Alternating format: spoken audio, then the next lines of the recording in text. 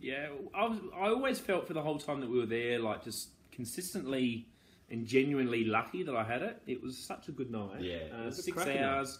What, there would have been 400 people in there every Saturday night, line up around the block. You know, like it was hard to get in. Yeah. And it was, you know, as an MC, it was one of those really cool kind of feelings. Like, I don't care who you are. Like, if you yell at 400 people to get your hands in there and they all do it and they all scream at you, like, it's great fun. So it was such a good night. And the night, for the majority of the time, well, basically for the whole time that Craig and I were there together, it really survived on the fact that we had this week in, week out regular format. So I'll give you a bit of a recap. The night would start, and this is the thing, the night didn't actually start. It actually didn't open until 10 p.m. Yeah. The reason for that is that for those of you that might remember getting there really early, there was the TAB that was on. Yeah, that's right. So people, you can't disrupt the TAB, mate. No way. No, you can't disrupt the TAB. That's important. It was so funny. I remember saying to friends, come down, we'll open at 10, but come down beforehand, have a drink, Craig and I will be there.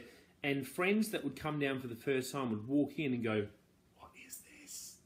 Is this where you DJ? And there'd be an old codger over there going, go shiver shoving, go shiver shoving. And it would freak them out. But then, sure enough, on the dot, 10 o'clock, the lights would be switched off. The intelligent lighting would come on. Yeah. The TAB would be switched over to video. And within 30 seconds... it turned into something a bit magical. There'd be music playing. Yeah. And so we'd always open the night with, I suppose, you know, Norwood, when we were there at least, was in this kind of the golden era when R&B was really, really big. So we started off playing, you know, pretty cruisy R&B, and that would slowly build. And we were very lucky. By the time that... even though we started at 10, by the time, usually by 10:30, quarter to 11, there'd be like 30, 40 girls on the dance floor. Yeah. They were very good at kind of coming in, having a couple of quick drinks and getting moving. Yeah, that's right. Getting the booty shaking. Yeah. So that was good. And then basically the night just built from there. And by the time that we got to 11, the room and the dance floor was packed. Yeah. We'd knock out all the sort of, you know, 6 or 7 or 8 of the huge tunes at the moment, knowing that later on the night, at around about 1 o'clock, we'd always do the Norwood Top 10. Now, that's something we are going to do. Yeah, in 2.5 weeks. We've decided to do, I thought, how can we do the Norwood Top 10? It was such an iconic part of the night every week.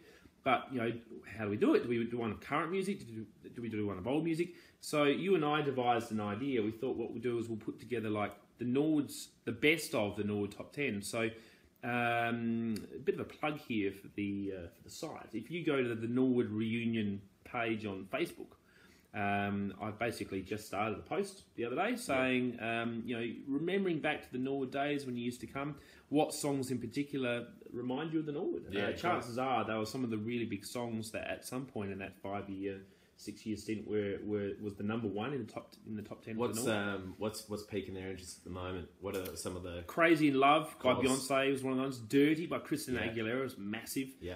Someone the other day suggested, and I remember when this was number one, it was huge. It Wasn't Me by Shaggy. Oh yeah. It was huge. Yeah.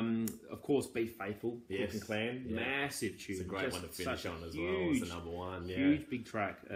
Just great crowd involvement. And it wasn't ever the number... it was the Norwood's top 10. It wasn't ever whatever's the peak top 10 in the charts or whatever. No. It was just whatever we knew was going to kick that crowd into dance mode the hardest. So it could be an old song. Oh, no, there were sort of like songs around the time, but it really was whatever were the biggest songs that got people going, which is kind of a little bit different to everybody else, I think. It was good, actually. Yeah.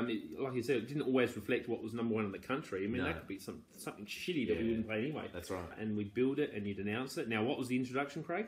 From east to west and back again with MC Craig and DJ Ben. There ain't nothing funkier than the Norwood's Top 10. Coming in at number 10 is whatever the hell that was. Ta-da! And we play that and then go number 9, 8, 7, 6, 5, 4, 3, 2, 1 and build it up. And I think that's one of the fun things you and I did well. Is we did these big build-ups. We did these big kind of... you know, that sort of soaring energy of things, which again, I think is another reason why everybody, you know, jumped in and partied with us. Yeah, we always made sure it was a very important thing to show that we were always having fun. Yeah. We were idiots. Like any job. We were the biggest idiots in the room. Like any job, there's always going to be days or nights where you're not feeling it. Yeah. But, you know, we'd always just kind of put our issues aside when they happened and just give each other a manly cuddle and go, we can do this, let's do it. We've got 400 people, or actually there was much more than that. Yeah, was there? Well, there were legally over the night as well. Because, over the night, people would come and go. So a lot of people use the village. Whoops, oops. A lot of people started at the village, mate. My village was my first job before I got to the north. Yeah. There you go. As a glassy. as a glassy to start with, and then yes, I've been to the bottom of the food chain. Sorry, glassies out there, but that's a tough job. There you go. But yes, I started as a glassy, and then Shane Hogan, who was the guy that sort of gave us our job at the Norwood and every other nightclub job I've ever had since. Yes. He one guy, the lighting guy, didn't turn up, and he said, "Do you want to come up and do the lighting for me?" And it all started from there. He was a nice dude. So and I was very lucky because Shane, I think, had only seen me DJ once before somewhere else, and he knew someone else that I knew, and said, and I didn't realise that there was a bit of a behind the scenes kind of plan to. I think Shane needed to leave the Norwood because he had involvement with. Bubblegum at Norwood Bar and Grill, and it was going to be a conflict of interest or whatever. So Shane sadly had to make the decision after 6 or 7 years being at the Norwood himself and building it up to be a huge night.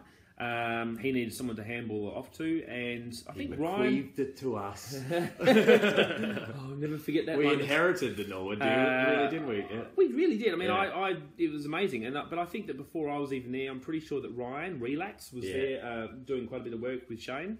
I know that Russell Armack had been down there doing some spots here and there. Yeah. I'd never been to the Norwood. I'd heard of it, and I'd never been there. And I remember Shane ringing me and saying, "Hey, do you want to come down and check it out and see what you think?" And it wasn't in any way kind of come down and see what you think because I want you to play there. And then I came down and I liked it, and he said, "Oh, do you want to play a guest spot?" And then the next thing I know, he's rung me 2 weeks later and said, "Hey, you're in. Do you want the whole night?"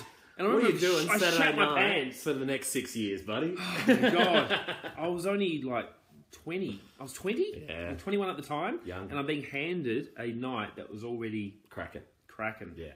I was really quite scared. But at the same time, I knew you were going to be there. We had fun. And within a year, it felt like home. And I really always treated it like my baby.